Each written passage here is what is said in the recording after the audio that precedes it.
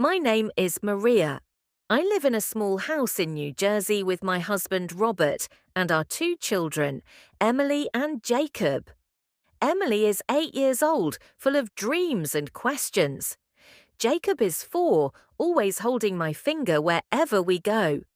Our home is clean, warm, and filled with the sound of toys and cartoons.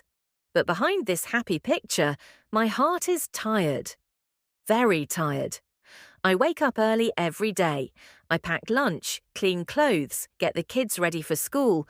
I make breakfast, feed Jacob, answer Emily's questions, and wave goodbye to Robert as he walks out the door in his clean shirt and polished shoes. He kisses me lightly on the forehead, like I'm some statue he once loved. He says, "I'll be late to day meetings," and walks away. I nod, as always, and close the door quietly. But inside, I scream.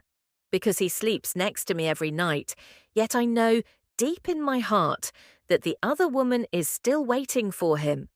Maybe not always in person, maybe not even in our city, but she's there, in his mind, in his silence, in his phone, in the spaces between his smiles, in the time he used to give to me.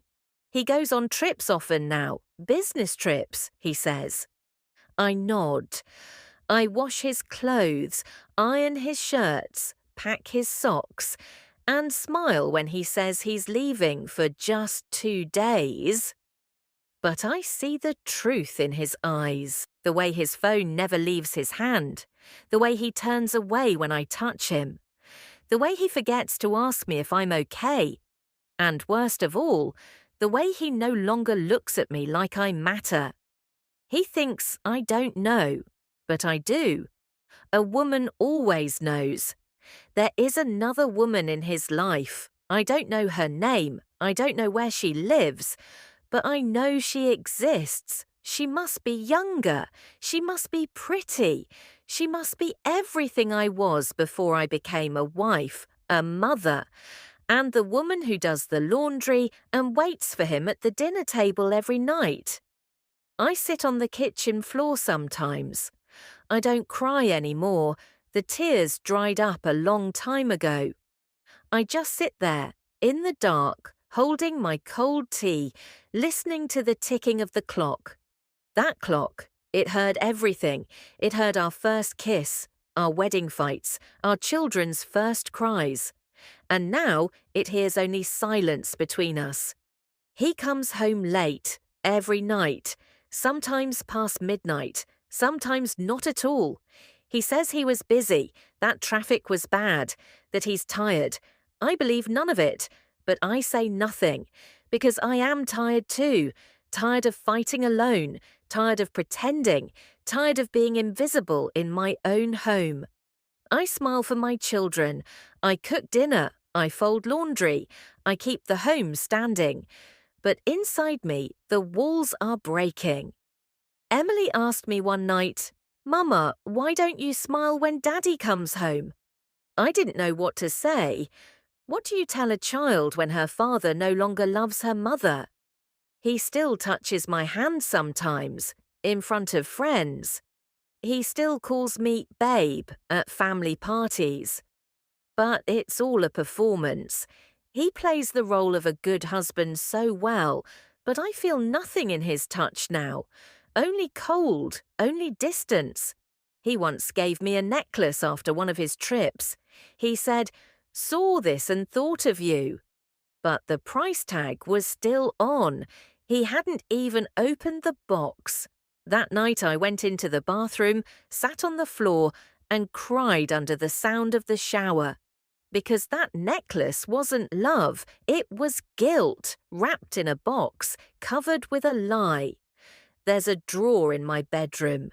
Inside are old letters he once wrote, my wedding earrings, a lipstick I haven't worn in years, a small photo of us from the early days. I open it sometimes and ask myself, where did we go wrong? When did I stop being enough for him? I keep a journal now. I write when he's asleep. I write everything I can't say out loud. I write about the lies, The nights he smells like her perfume, the mornings he avoids my eyes. I write about the pain of being chosen once and then forgotten. I write about the way I sit by the window and wait, not for him, but for a version of myself that I lost somewhere along the way. Sometimes I dream of leaving. I see myself in a small apartment, holding Emily and Jacob, starting over. I see myself working again, smiling again, being alive again. Not a shadow, not a servant, not a woman waiting for scraps of love, but someone whole. But then I look at my children. I look at their small feet, their laughter, their bedtime hugs, and I stay. For them, for now. One night he came home and fell asleep with his phone in his hand. I opened it. I don't know why. Maybe I wanted proof. Maybe I wanted to feel something, even if it was pain. There were messages, long ones, sweet ones, photos, memories, not with me, with her. My heart didn't break. It simply stopped. For a moment I couldn't breathe, but I didn't scream. I didn't wake him. I just walked out to the kitchen and sat there till the sun came up. The next morning I made pancakes. I packed lunch for the kids. I kissed them goodbye. He sat at the table, sipping his coffee, unaware that I knew everything. He said, "Thanks, babe," and I smiled. Because sometimes silence is stronger than any words, but inside something had changed, something had died, and something had come alive, a voice, a choice, a strength. I am not just a wife. I am not just the woman who folds shirts and hides pain in smiles. I am Maria, a woman who once loved fully, gave everything and lost herself in the process. But not anymore. One day soon, I will make a choice. I will look into his eyes and say, I know everything, and I'm done pretending. I will pack not just clothes, but courage. I will take my children and walk into a life where I am loved, even if only by myself, because I deserve more, my children deserve more, and love, real love, should never feel like this. That day is coming, and when it does, I will not cry, I will not scream, I will simply walk away, free. And in that silence, there will be peace. In that quiet moment, I will become whole again. No more pretending, no more waiting for someone who never truly saw me. I will look ahead, not back. I will hold my children's hands, and together we will build a life where love means safety, kindness, and truth.